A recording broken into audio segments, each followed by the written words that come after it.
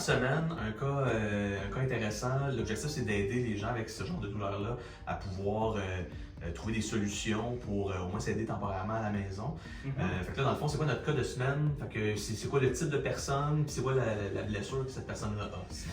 Ben, cette semaine, j'ai reçu en clinique un jeune homme sportif. Il joue au ultimate frisbee. Entorse de cheville, c'est sa 3e fois qu'il a une entorse de cheville en 2 ans. Il y avait déjà des petits exercices qu'il connaissait, fait qu'il avait déjà un peu commencé sa adaptation, mais il avait vraiment besoin d'un petit coup de pouce à savoir comment progresser ses exercices pour que justement sa douleur parte complètement. Qu'est-ce qui faisait, mettons, qu'est-ce qui était le plus problématique? Qu'est-ce qui provoquait le plus de douleur? Ben, dans son cas, c'était vraiment après le sport. Pendant le sport, il s'en rendait pas trop compte, mais après le sport, là, il y avait vraiment une douleur là, au niveau de sa cheville, là, à l'arrière de sa malléole externe. OK. Fait que dans le fond, la bosse qu'on a à l'extérieur de la cheville, Ouais. à l'arrière de cette bosse-là, qui est un os, hein, c'est la fin du fibula, il y avait de la douleur qui apparaissait. Ouais. Ça pouvait être... Qu'est-ce qui provoquait un peu cette douleur-là? C'est quoi un peu le mécanisme derrière ça, selon toi? Ben, en fait, après avoir fait plus de sport, ça venait irriter un petit peu le ligament qui était à cet endroit-là. Puis, Qui avait été blessé, en tout cas au moins à cette fois-là. Exact. Peut-être dans les 2 fois précédentes aussi. Oui, c'est ça. Dans le fond, il a vu que c'était blessé. Oui, son processus de guérison était commencé, mais là encore, il a demandé un peu trop là, à sa cheville comparativement où est-ce qu'il était rendu dans son processus de guérison.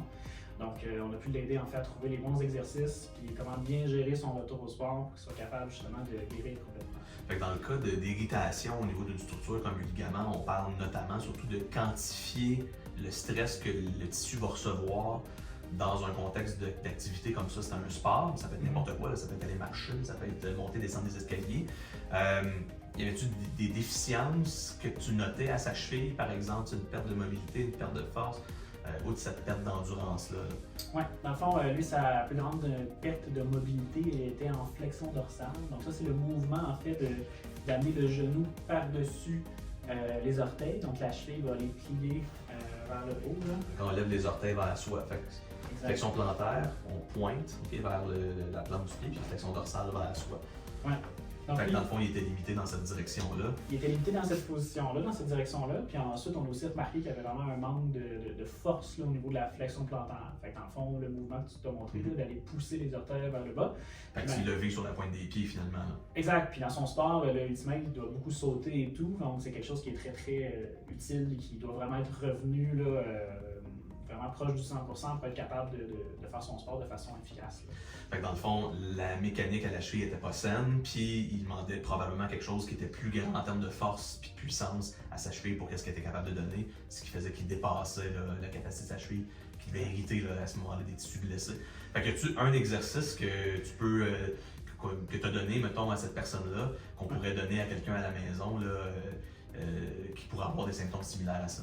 Ben oui, tout à fait. Dans son cas, ce que je lui ai donné pour travailler sa flexion dorsale, ce que j'ai demandé de faire, en fait, j'ai demandé d'aller se placer sur sa cheville, sur son pied comme ça ici, puis vraiment d'aller pousser, amener le genou vers l'avant.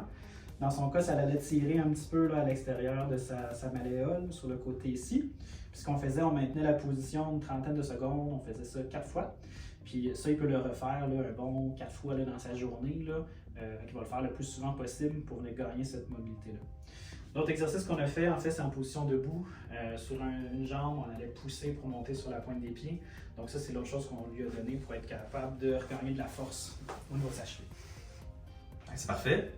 J'espère que s'il y a des gens d'entre vous qui ont ce genre de douleur-là, c'est des exercices que vous pouvez essayer.